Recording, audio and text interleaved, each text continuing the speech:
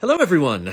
Welcome to the Thomas Creek Instagram Live conversation. I am your host, proprietor Jason Haas. My guest this week is a guy whose journey is super cool, and what he's doing now is fascinating. This is Stephen Cronk, who is the founder and president of Mirabeau, a rosé brand and beautiful estate near Saint-Tropez in Provence. He is also one of the co-founders of the Regenerative Viticulture Foundation and the first estate to get the Regenerative Organic Certification in France. So he's doing all kinds of cool stuff that has a lot of interesting parallels with what we do, and I can't wait for you to meet him. But while we wait for people to join, as I always do, I want to share a few pictures as to what's going on here. It is like peak green, high springtime in the vineyard. We're having a beautiful sunny interlude after a couple of weeks with a few rainstorms passing through, and it's gorgeous here. So first of all, just a look at what things look like out there. So deep cover crop, kind of the height of the cordons at this point, even though we've been moving the sheep through. And those sheep are very, very happy. So that's always an exciting moment. The vines, we're finishing up pruning. This is a Counoise block that this morning I was in between the rows that have been pruned and the ones that have not yet. You can see the ones that have not yet in the background and the ones that have been pruned in the foreground. We apparently have a few vines that have shown a little bit of bud break at the tops of the hills. By and large, it's not bud break, but the other plants that we have in the vineyard, a lot of the fruit trees are sprouting. This is a quince tree. So we know that spring is coming. Okay. Picture of the sheep relaxing in the very green vineyard that's over on Jewel Ridge. What else do we have going on? Oh, evidence of all of the water that there is in the ground. This is a picture of some miner's lettuce, which is a water-loving plant native to California that the gold miners use to stave off scurvy. It only shows up in wet years, and it's kind of everywhere at the moment. In the cellar, we are putting together reds that have been aging in different vessels. We're putting them together to get ready for bottling week after next. So this is Caitlin taking some Le Complice out of one of our concrete eggs. We also have barrels laid out all on our crush pad for assembly. This is for whites that we made the blending decisions on. If that's something of interest, that was the subject of my blog last week. Okay, anything else that you need to see? I don't think so.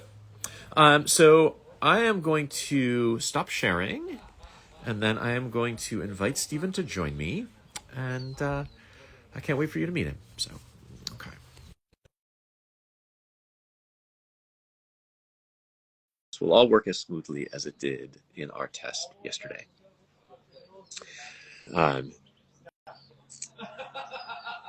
Yes, here we go. Terrific. Hey, Stephen. Hey, Jason, how you doing? Good. How are you? Yeah, good, thanks. Good. This is a way of keeping me off the wine at this time of night. I don't know. There was no such requirement. Tea, wine in a teacup. Perfect.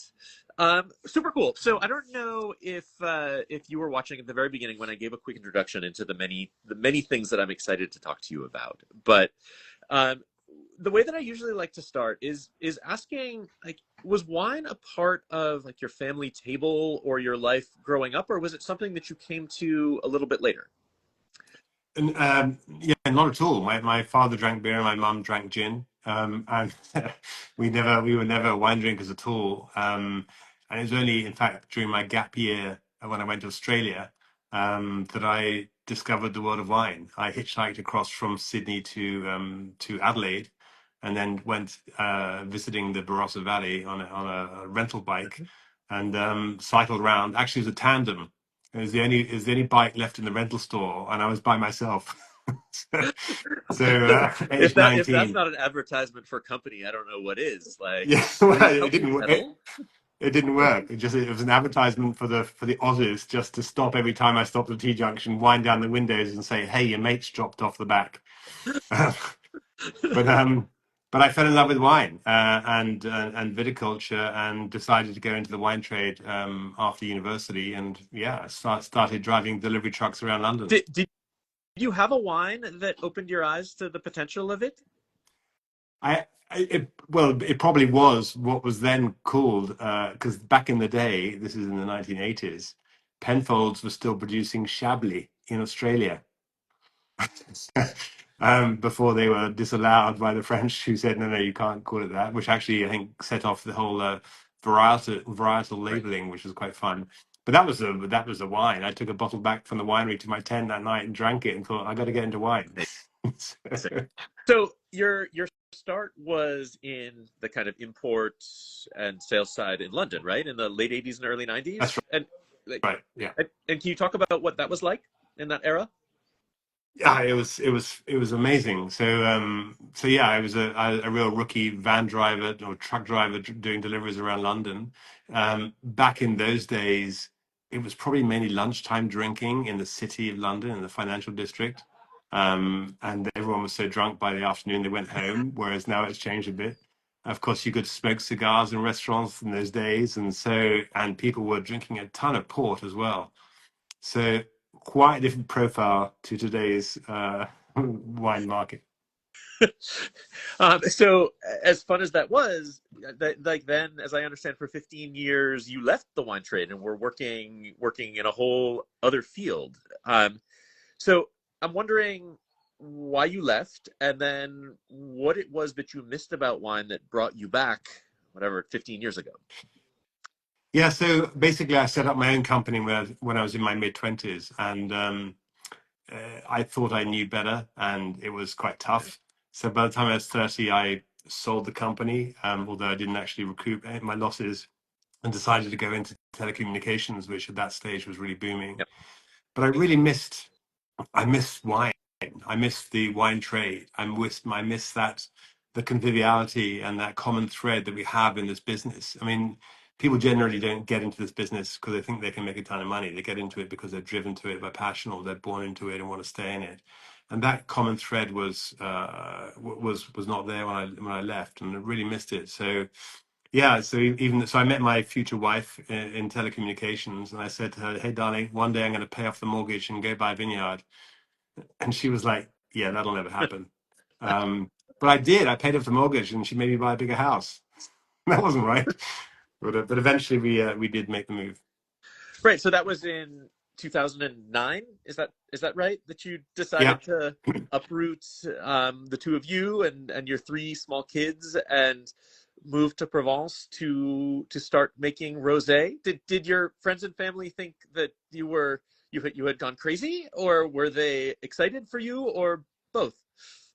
They no, they thought we'd gone crazy.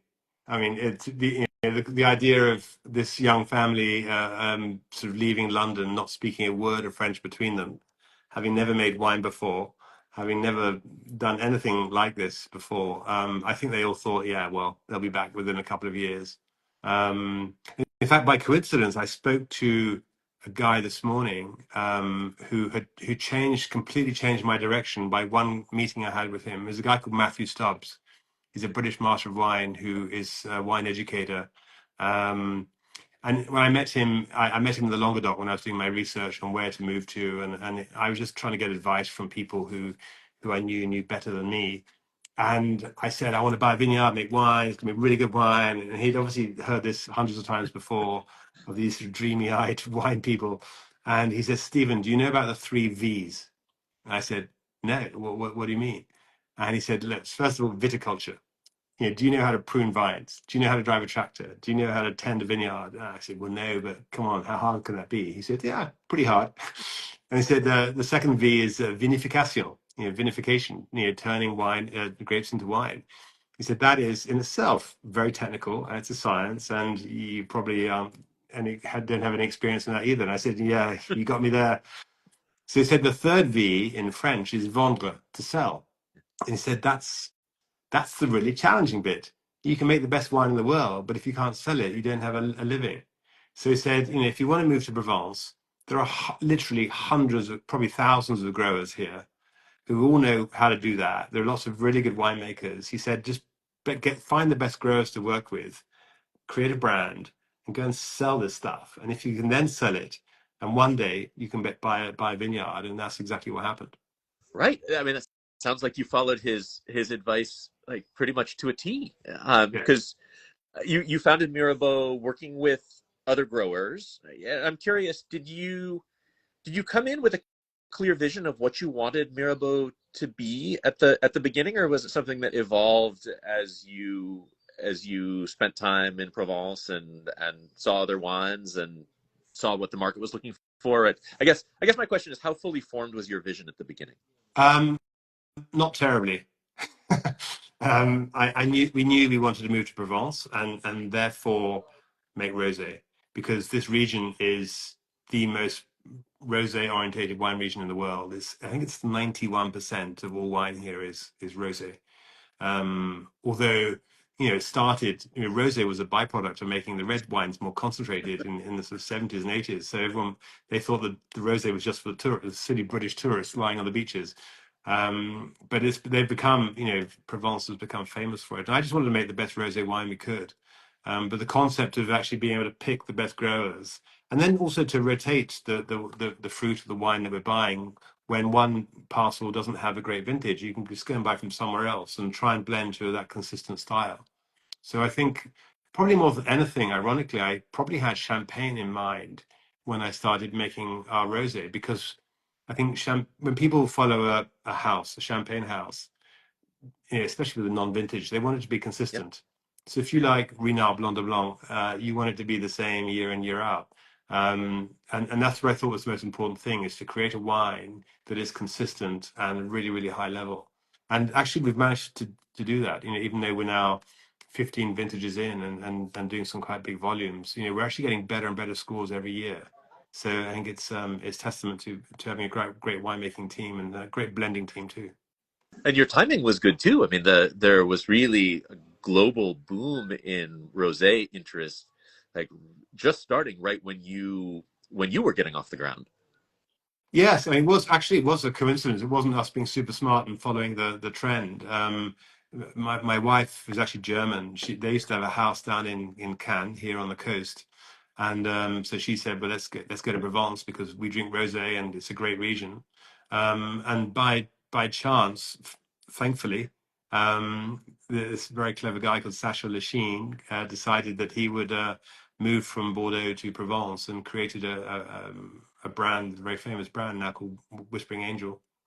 And yeah, we were only a couple of years behind him. I mean, his success has been phenomenal, and we're nowhere near that level. But we were very lucky that he really created the category.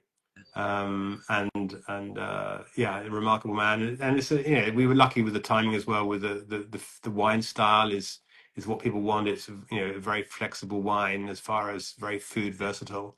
It's dry rosé. So in Provence, with the appellation laws, we're obliged to ferment out all the sugar. So it wasn't, I think a lot of people kind of like the idea of drinking rosé, but a lot of you're not, a lot of the Californian rosés were quite sweet. The blush wines, and also here in Europe, a lot of Spanish rosés had really high residual sugar. But if it's got Provence on the label, then it's always going to be pretty much bone dry. And so I think that's partly why it became the phenomenon that it did. Yeah. So after basically a decade of partnering with other vineyards, you made the leap not that long ago. I think it was just 2019, or was that when you bought your estate? Yeah, yeah. So you bought your estate near Saint Tropez. It sounds like that was always a part of the plan, but did you know where within Provence you wanted to be, or was the estate something that you just found and were so enchanted by it that you needed to be there? How did you find it? We we didn't have well. Ideally, we would have loved. We live in a village called Cotignac, which is a beautiful village, and my children have been to school here, and we've been here ever since we moved to Provence. I mean, ideally, we'd like to have found somewhere right on the edge of the village, but there are only 4 vineyards on the edge of the village, and none were for sale. So we just wanted to find the best vineyard we could for within our budget, and it took us the best part of 5 years to find it. We looked at 39 vineyards before we found this one. Ooh. Yeah, I have to say we'd virtually given up. There's a lot of substandard vineyards out there for sale, and when they know you're foreign, they think you can just write a big check out, and so it was pretty tough actually. But when we saw this place, I mean, surrounded by nature reserve. There's nothing else near it for miles. But yet, you know, if you hop on the main road, you know, within half an hour you're in Saint Tropez. But it's the most, it's a beautiful spot, and was making pretty good rosé. But we bought it based on the fact we thought it was nice and pretty, surrounded by nature reserve, and made good rosé. We didn't do what I would now do in hindsight, which is do a ton of soil analyses and really sort of kicking the tires. But no, we're very happy with the estate. So I'm curious. You mentioned that when you had moved to Provence and you were asked about the three V's, that the viticulture side of things was not something that you came into with experience. But like, what was your farming experience at the point at which you took over this estate? Um, Zero. Hadn't I mean I think I'd probably run a few flower pots in my life, but that was about it. So yeah, no, it was literally zero. So I knew we would. I mean, obviously I've visited a lot of vineyards here, and I was getting used to vineyard walks whenever I'd see a new grower, and we talk about terroir and you know, everything else around those vineyards. So I was getting a feel for it, but I've never trained in it, and I knew I wouldn't be doing it myself because I would have a team or someone to do it for me. But no experience. I just knew that I knew I wanted to farm Right. organically. Um, and and so when we bought the place, I knew who I'd used to do my sort of consulting on the vineyard, and I said to him, we're going to farm this organically. And in fact, we started the conversion to organic just before we bought it, so we could have it 3 vintages later as organic. And that's But something that I'd love you to jump into. Like, you knew you wanted to farm it organically. Was that was it because of the impacts on the wine, the grapevine health, and the wine quality? Was it because of the environment that you wanted to make sure that you were spending your time in and your family's time in, or were there other things that went into it? it was more the fact that this place it was very evidently commercially farmed. So, you know, there was nothing living there apart from the vine and a few potted plants around the house. And um, it was really brutal. I mean, you could see the how hard the soil was, and whenever the rains came, there's no, it wasn't going to infiltrate that soil. It was like a road. And the previous owner actually said to me, Stephen, there's a hill up the back of the vineyard. It's like a 5-degree slope. When the rains come, it rushes all the topsoil down to the bottom of the hill. So you need to get a caterpillar and dig it all up and put it back at the top of the hill every year. And I thought, okay, I'm not a farmer, but that doesn't sound right. So, but I didn't actually. I think I wanted to farm organically because I thought it sounded like the right thing to do. I didn't really have. I mean, ironically, the wines I was buying weren't being farmed organically, and I actually have a few organic labels now. So this region, though, is one of the most organic wine regions in France, but it's still only about 24-25% of farmers are organic here. So, so I just thought, okay, that sounds like the right thing to do. But then, you know, soon after we started the conversion, I realized that just not putting more bad stuff in wasn't going to repair the Right. soils and wasn't going to bring the place back to life. And then my neighbor here, actually, a Canadian guy, sent me an article by Eric Asimov from the New York Times um, about this lady in Oregon called Mimi Castillo, who, of course, we all now know in the regen movement in wine. And I read the article and thought, I want some of that. You know, she had sheep and chickens running around the vineyard, and it was completely overgrown and full of life. And I thought that is the complete opposite of what I have. So I reached out to her and said, how do I learn about regenerative viticulture? And she said, okay, you got to be careful because some people consider me to be a bit of an outlier. This is not standard. It's not being taught at wine schools anywhere. But if you want to know, then I'll tell you what I can tell you from thousands of miles away in Oregon. So right, I kind of basically, I met another guy in the village, a guy in the village called Jesper Saxgren, a Danish permaculture expert, And the three of us got talking online, and I just said, look, I'm going to start on this journey, and whatever I learn, I want to be able to share with others because it sounds like the way forward. And so we decided to set up a non-profit called the catchy name Regenerative Viticulture Foundation, because we couldn't get any more syllables in there. Um, and and yeah, so that's been something that it's been super interesting to learn through the optics of wanting to share everything we learn at the same time. So it's been a very interesting journey. Yeah, I mean, one of the things that you said really touched a chord for me. I remember when we were starting in the I think we were biodynamic certified at this point, but or maybe just starting to to join the pilot program for the regenerative organic. And we had a visit from Francois and Cesar Perrin, and we were in the middle of the vineyard, and they turned to us and they said, like, if you're quiet here, you hear so much life. There's so much more going on than there is in most of the vineyards in Chateauneuf. And like, I hadn't really thought about it like that, because I mean, they've been organic for 70 years, and Wow. they've been including a lot of biodynamic things for 50 years, and yet it was implemented differently. Think about it from that regenerative perspective.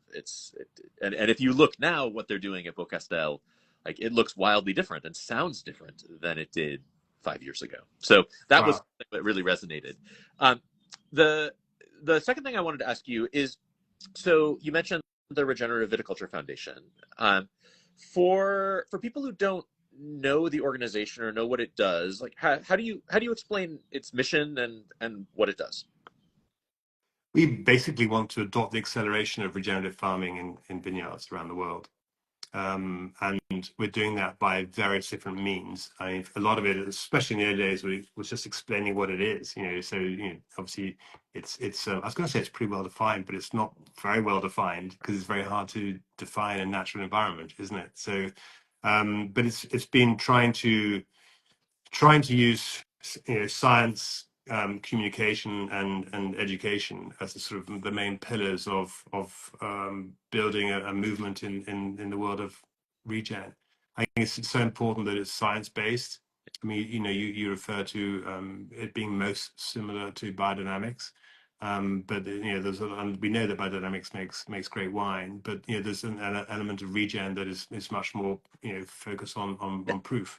Yeah, Um, the things that and appeal us so much about it is that, I mean, biodynamics was written 100 years ago by a philosopher who had very little hands-on farming experience, and the level of understanding as to what was going on under the soil was very primitive compared to what it is now. And so a lot of the things that there are now scientific explanations for were attributed to cosmic or mystical um, activations. So yeah, I that's one of the things which is necessary for it to be adopted more broadly, is to have there be scientific explanations for why you should be doing the things that you're doing.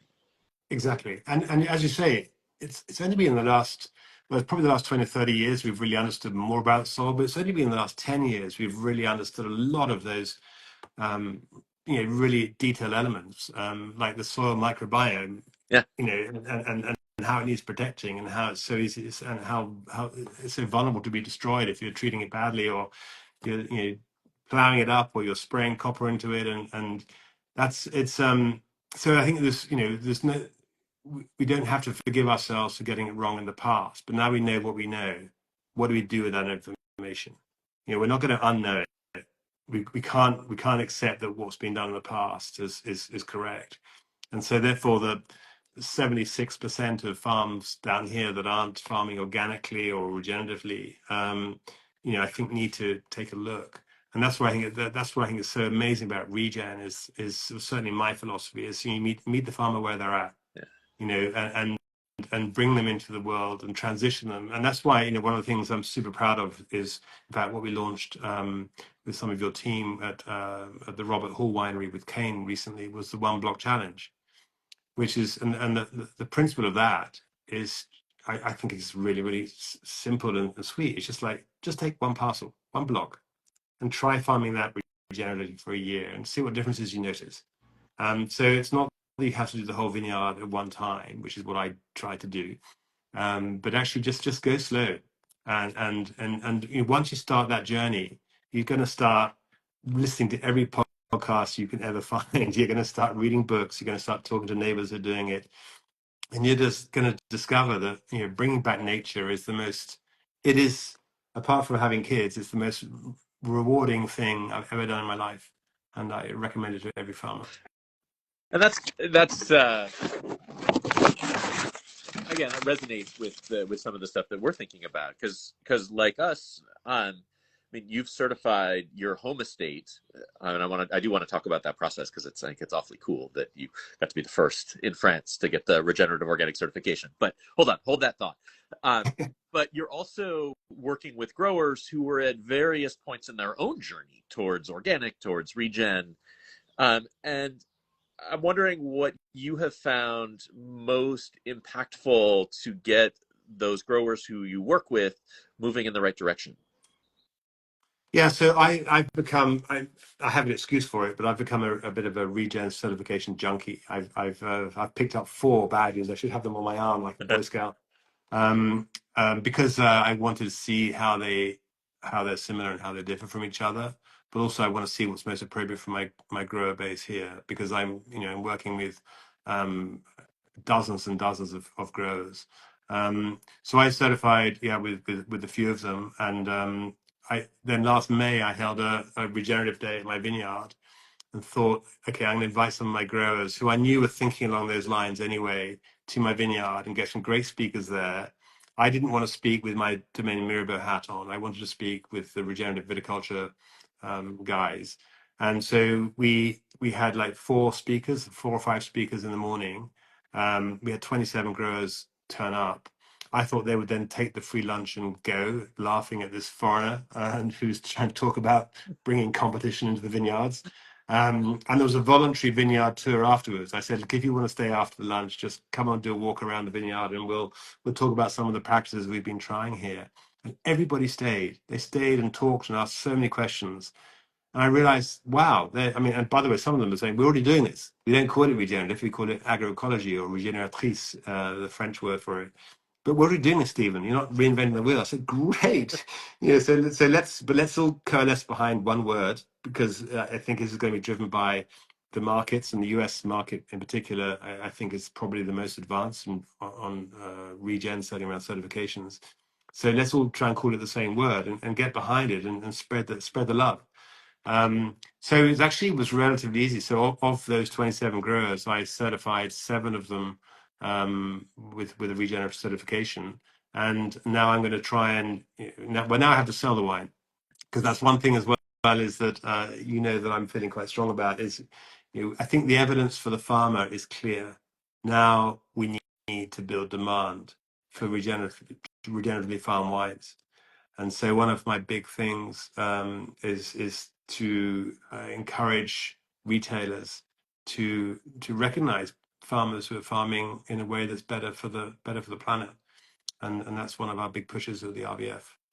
Right now, we're back to the V for vendre again. Yeah, exactly. And the thing is, the retailers are stuck in the middle, because they're saying there's no, well, not saying, but I know they're thinking there's no consumer demand for this. People aren't knocking on the door saying, where's a regenerative? Why don't you have a regenerative wine yet? But I think it's going to start happening fairly soon. But I think the kind of more environmentally conscious retailers are going to start. Well, they already are. Some of them are already starting to try and search out for regeneratively farmed wines. And but yeah, part of the role of the RVF is to try and accelerate that. So then, if there's that demand pull, then there's even more reason for farmers to farm like this. For sure. Okay, back to what I mentioned earlier. So you did recently become the first regenerative organic certified vineyard in France. I'm curious if there were parts of that process that either surprised you or that you found particularly interesting or valuable. Um, the whole thing was quite interesting, but I mean, I guess it was easier because we were already organic certified by Ecocer, and they were the same people that did the audit on us. So although it's a different person, but we knew the system there. I guess the thing that surprised me more than anything else was on the welfare side and the minimum wage or the fair living wage or whatever it's called. There you go. Because in France we pay our farmers. Well, if you're employing people, you pay a fortune. So, it's one of the best. I think it's the minimum wage is pretty high. So it wasn't an issue, but we hadn't filled out the form properly, and they said no, you can't. You need to prove that it's a fair living wage. I said just look at his car. No, but no, we got through that pretty easily. But no, it was the rigor of the ROA. I think is phenomenal, and and also very helpful team, and it was a good experience. And no, I'm pleased we did it. But I hope I'm not. There are still none others in France. I hope before long there are 20 or 50 of farmers that are certified with rock. Yeah, no, I hope so too. It's cool to see the community that develops around that. I mean, we Yeah. just had I think the fifth or the sixth to certify in Paso Robles. And I don't think of Paso Robles as particularly a hotbed of progressive farming. But we recently had a British writer come and want to tour Tablas Creek and talk about regenerative farming. And I said, so why? Out of curiosity, like, why are you here in Paso Robles? And he said, well, I'm writing about regenerative farming, and Paso Robles is the hub where it's all happening. It is. I'm like, that's like amazing. Yes, great. Please it is. come back, guys. And it's all your fault. Thank you. I'm proud to have played a role. No, you should be. You should be. But no, I think there are more certified vineyards in California than there are anywhere else in the world right now. And I'm trying to bring Provence up to compete with California. It might take me a while to catch up, but I'm determined to overtake you guys. Great. But no, I think it's phenomenal. It's also good seeing that some of the best vineyards in the region are in the world are certifying regen. So that means that oftentimes they are the most valuable farms or vineyards in the world, and the owners know this is the best way to treat their soil and the best way to produce better wine.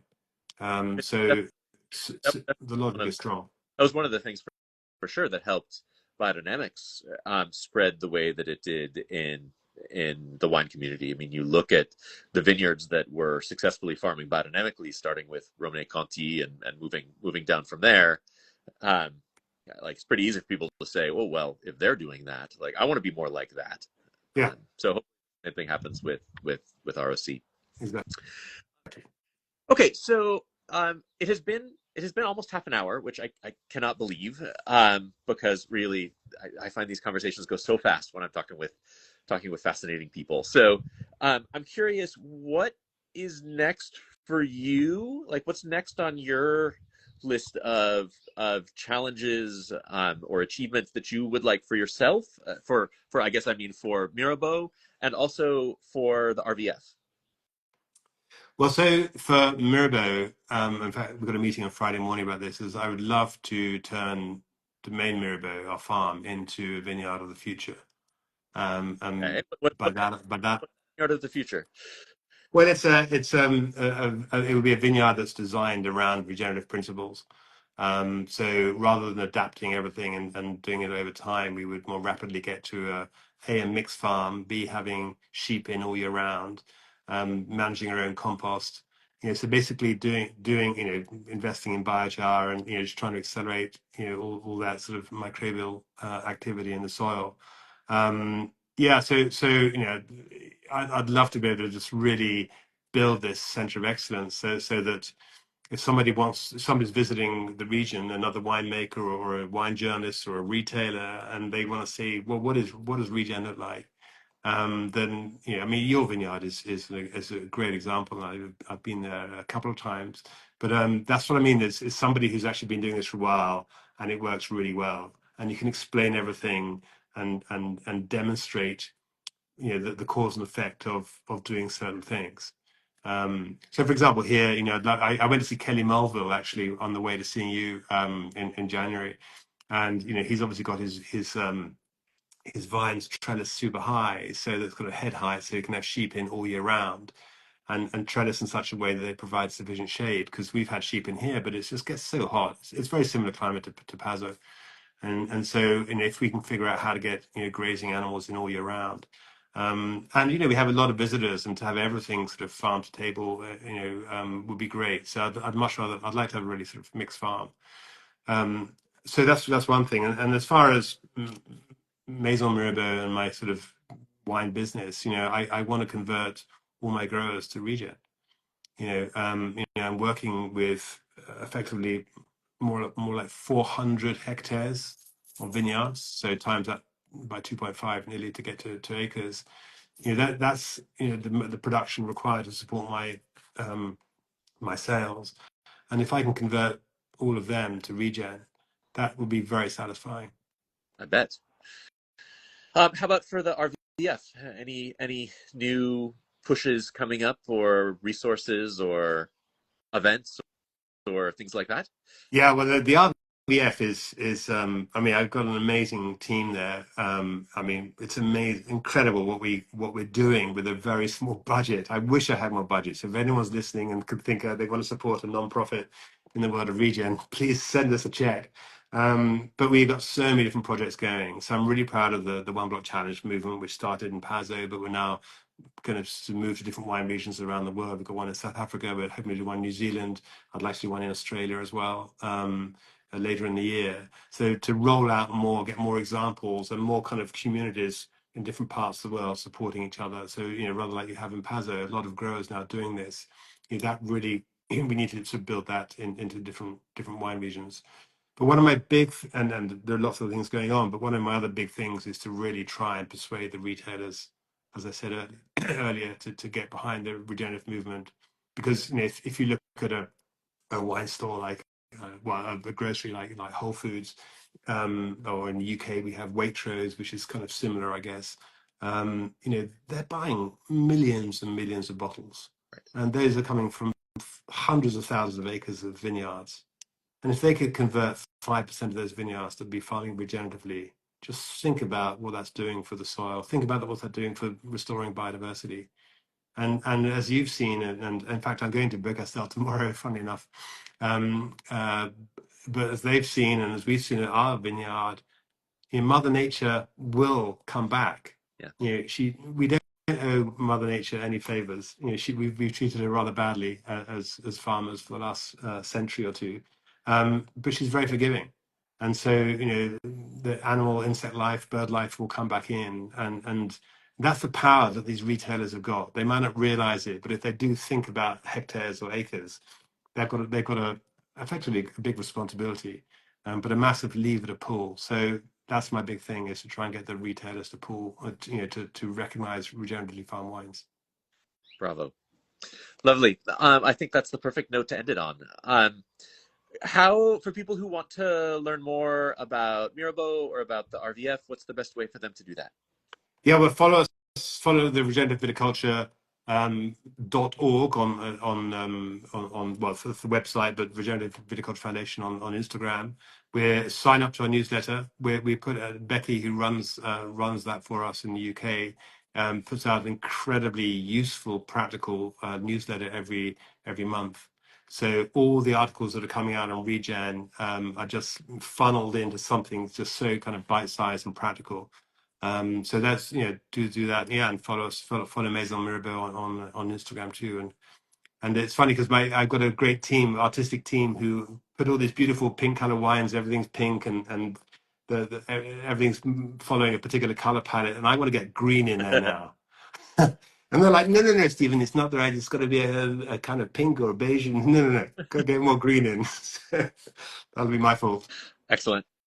Cool. Well, Stephen Cronk, thank you so much for spending a little piece out of your Wednesday evening with us. I think what you're doing is truly inspiring. So thank you for your work and for your kind of vision for the public nature of the way that you're going about it.